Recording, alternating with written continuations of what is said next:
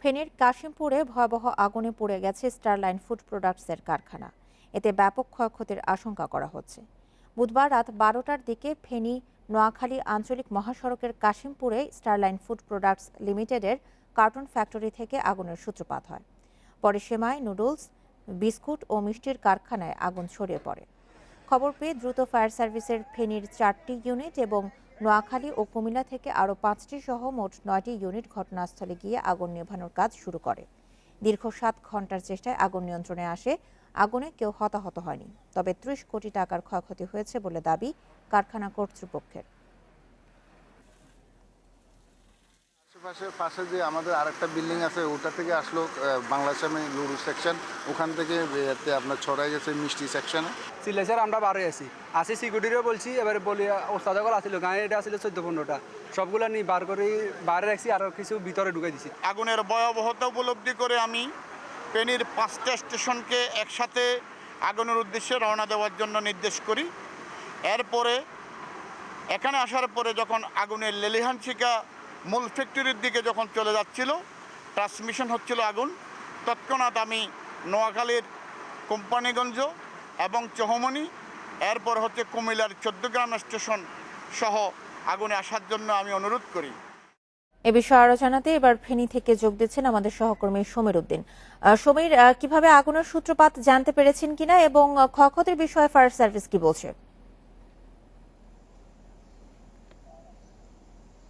আমি এখন যেখানে দাঁড়িয়ে আছি এটি হচ্ছে দক্ষিণ কাশিমপুরের স্টারলাইন ফুড প্রোডাক্ট লিমিটেডের একটি কারখানা, যেখানে একসাথে 5 থেকে 6টি প্রোডাক্টের উৎপাদন হয়ে থাকে।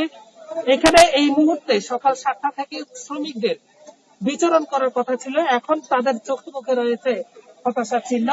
রাত 12টার দিকে এখানে যে কার্টুন ফ্যাক্টরি রয়েছে, সেই কার্টুন ফ্যাক্টরিতে আগুনের সূত্রপাত হয়েছে বলে আমাদেরকে ফায়ার সার্ভিসের এখানকার যিনি কর্তা তিনি জানিয়েছেন। তিনি বলেছেন যে প্রাথমিকভাবে এখানে যে হয়তো বা বিদ্যুতের শর্ট সার্কিটের কারণে এই আগুন হতে পারে বলে তারা ধারণা করছেন।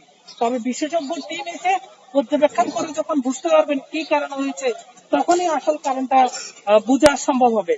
আর এখানকার যে স্টারলাইন কোম্পানির যে মালিক পক্ষের সাথে আমরা কথা বলার চেষ্টা করেছিলাম, পরিচালক জাফর উদ্দিনের সাথে, তিনি বলেছেন প্রায় তাদের 20 থেকে 25 কোটি টাকার ক্ষয়ক্ষতি হয়েছে এবং এই ক্ষতি পুষিয়ে উঠতে তাদের আসলে অনেক সময় লাগবে। আর এই মুহূর্তে হয়তো দেখতে পাচ্ছেন যে ফায়ার সার্ভিসের যে 9টি ইউনিট তারা কাজ করেছে, তারা আসলে আগুন যে নিবানোর যে কার্যক্রম সেটি সম্পূর্ণ করে, তাদের যে যন্ত্রপাতি সেটি তারা গোছানোর কাজ করছে। এই যে এখানে যে বিল্ডিং গুলো পড়ে গেছে, এই বিল্ডিং এর ভিতরে যে কার্টুন ফ্যাক্টরি রয়েছে, এখানে প্রথম যে আগুনটা সূত্রপাত ঘটায় সেই কারখানার ভিতরে এখনো আগুনের কিছু বুদবুদ আগুন আমরা দেখতে পাচ্ছি, ধোঁয়া দেখতে পাচ্ছি। এখানে বেশ কিছু কাগজ রয়েছে, কাগজের নিচে এখনো আগুনের যে চিহ্ন সেটি এখনো ক্ষত চিহ্ন দেখা যাচ্ছে। এখনো ধোঁয়া বেরোচ্ছে, তবে মূল যে আগুন যে স্ফুলিঙ্গ যেটা লেলিয়ান শিখা যেটা, সেটিতে ফায়ার সার্ভিসের কর্মীরা তারা কাজ করে সেটি আগুন নিভিয়েছেন, তারা নিয়ন্ত্রণে নিয়েছেন। এই মুহূর্তে আসলে শ্রমিকরা এসছেন, তাদের প্রতিদিনকার মতো সকাল 7টায় যে কর্মযোগ্য চালু করার কথা সেটি তারা করার জন্য এসেই দেখেন যে তাদের ফ্যাক্টরিতে পুড়ে ছাই হয়ে গেছে। তাদের ভিতরে এখন হতাশার কাজ করছে।